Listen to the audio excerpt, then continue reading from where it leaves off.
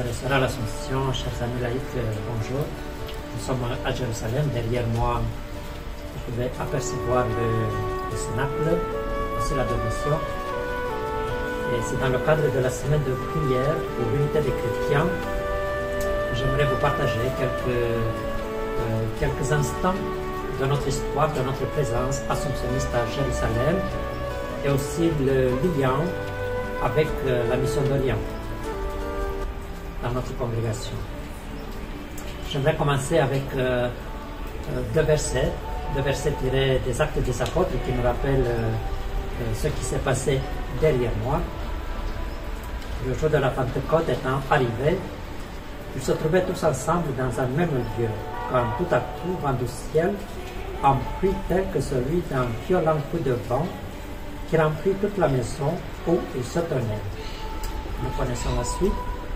J'ai lu ce passage puisque notre histoire, notre présence dans la mission d'Orient, on pourrait dire qu'elle s'enracine ici même dans le projet voulu, souhaité par notre vénérable Père Emmanuel d'Alzon de venir s'installer au Cénacle et fonder une première communauté en Orient.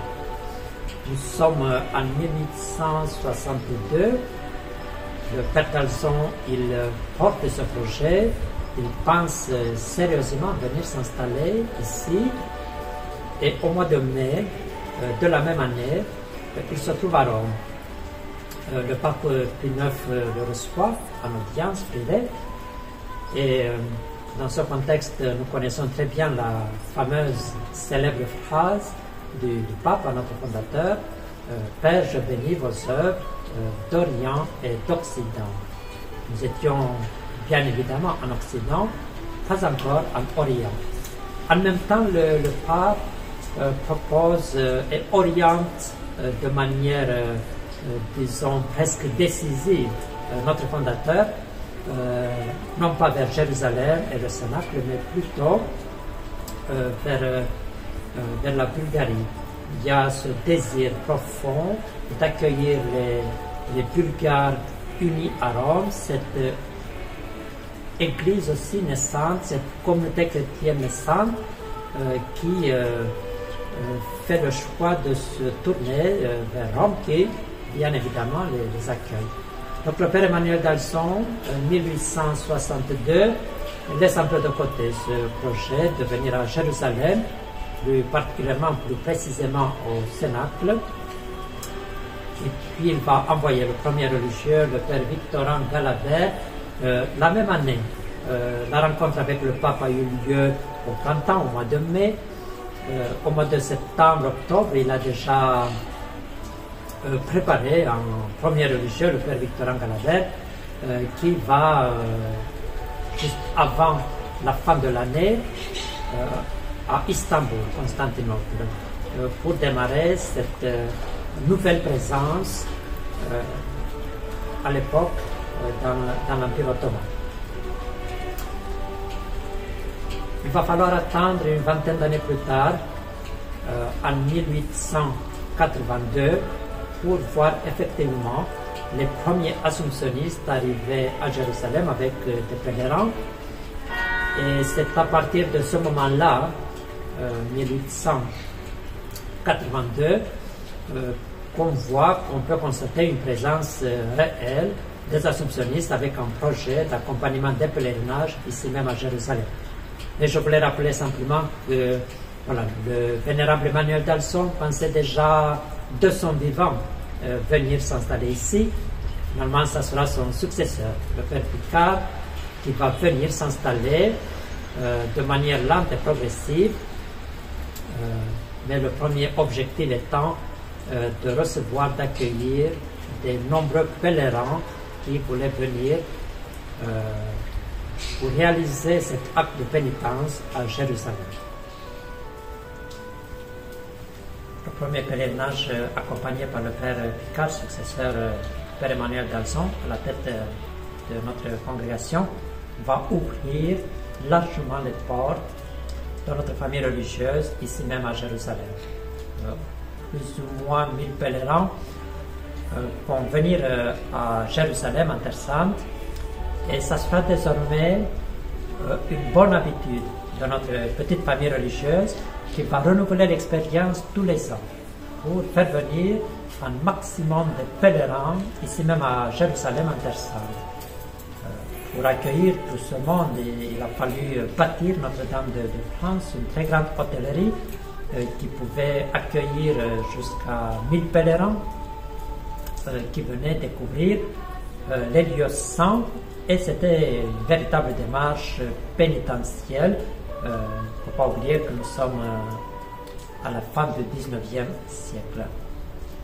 Quelques années plus tard, des étudiants vont venir ici à Jérusalem en communauté pour faire des études, aussi pour éviter le service militaire désormais obligatoire pour le clergé en France. Et ça sera sur la responsabilité du Père Germain Durand qu'ils vont à la fois étudier les Écritures saintes, les lieux bibliques, les voyages, les sorties dans le but d'approfondir la parole de Dieu. Et c'est en 1887 que le Père Germain Durand va démarrer une large et vaste campagne de fouilles, ici même à Saint-Pierre-en-Gallicante où nous sommes présents aujourd'hui. Et peu à peu, on va s'installer de manière solide et sûre ici à Saint-Pierre-en-Gallicante, toujours pour accueillir des pèlerins en nombre et aussi pour permettre aux étudiants de faire des études. Il faut simplement rappeler que les écrits et puis les études menées par le Père Germain Durand avec les étudiants donneront bien évidemment lieu à des publications scientifiques. Et aujourd'hui, l'Institut d'études byzantines trouve aussi un peu ses origines dans ces années-là, avec ces figures assomptionnistes et les étudiants qui travaillaient, qui faisaient de la recherche ici. Ce petit aperçu historique pour nous rappeler que nous sommes à la veille de la semaine de prière pour l'unité des chrétiens, qui va démarrer très bientôt en Europe, un petit peu plus tard ici même à Jérusalem, parce qu'on attend que les Arméniens apostoliques finissent d'abord de célébrer Noël, et nous allons nous aussi entrer dans cette semaine d'unité de prière pour l'unité des chrétiens. Et ce bref parcours nous a rappelé à nous assomptionnistes, frères, sœurs, laïcs, amis de l'Assomption, que nous avons une longue histoire ici auprès des chrétiens d'Orient, que nous partageons avec eux le goût de la parole de Dieu. Nous sommes arrivés en tant que pèlerins en Terre Sainte avec d'autres pèlerins. Nous avons ouvert nos esprits à la recherche, au goût de la parole de Dieu, méditer, prier, étudier. Et tout cela fait partie de ce souci, de ce désir de vivre, de partager avec les chrétiens d'Orient des moments de pèlerinage, des moments gratuits de rencontre, de partage, mais aussi d'approfondissement de la parole de Dieu, puisque nous sommes ici dans un lieu favorable pour continuer, pour approfondir toujours plus l'accueil des pèlerins quand ils seront de retour après cette longue et difficile crise de la Covid, et puis des étudiants qui, encore aujourd'hui à l'Assomption, donnent de leur temps et de leur énergie, de leur volonté pour approfondir les Écritures.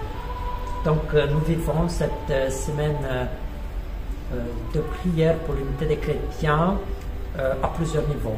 Nous avons une histoire, nous avons un passé, nous avons déployé des énergies spirituelles, intellectuelles, et nous voulons continuer à vivre, à partager avec les chrétiens de Jérusalem et de manière plus large avec les chrétiens de la mission d'Orient, puisque nous sommes présents pas seulement à Jérusalem, pour ce qu'on appelle dans notre famille religieuse la mission d'Orient, mais nous sommes présents dans 6 pays et nous sommes porteurs d'une espérance dans ces communautés aujourd'hui, où nous partageons la vie communautaire, la vie de prière, la vie d'étude, et puis la rencontre avec ceux qui nous accueillent avec ces chrétiens d'Orient avec qui nous faisons corps depuis tant d'années, depuis si longtemps, et nous marchons avec eux vers cette unité, unité qui est désirée, qui est voulue. Pas seulement le rappeler le patriarche de Jérusalem, uni contre quelque chose, contre quelqu'un, mais uni pour assurer notre place pleinement dans la vie religieuse, dans la communauté, dans la société. Et c'est bien ce message que j'aimerais partager avec vous, qui est le message du patriarche de Jérusalem, Pierre-Baptiste Pizzaballa, qui a invité les chrétiens à être unis, non pas contre quelqu'un ou quelque chose, mais unis pour prendre toute la responsabilité, toute la place dans l'Église, dans la société. Et c'est un message, je pense, que nous pouvons partager ici, ailleurs, partout où nous voulons être des témoins de la résurrection, puisque nous partageons ce grand événement qui nous fait dire, qui nous fait vivre et qui nous fait rencontrer des frères et sœurs chrétiens